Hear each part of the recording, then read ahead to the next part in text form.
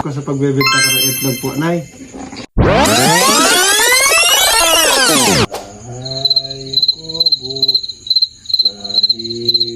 Bukol! Po, Nay. Anak, ano itong ito?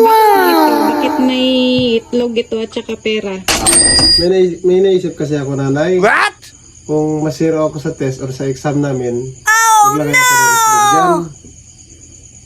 Sa box na yan. Para mabilang ko kung ilan yung zero ko.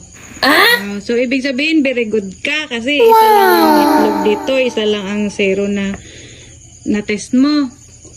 Oo. Wow, galing-galing na ako ah. Oo naman po. Siyempre, anak ko to. Matalino ko. Aba, ay itong pera, paano ito?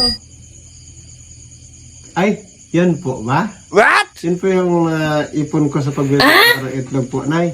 Walang hiya ka, sabi mo, perfect na exam, tapos binili, ibig sabihin, marami kang bagsak, ha?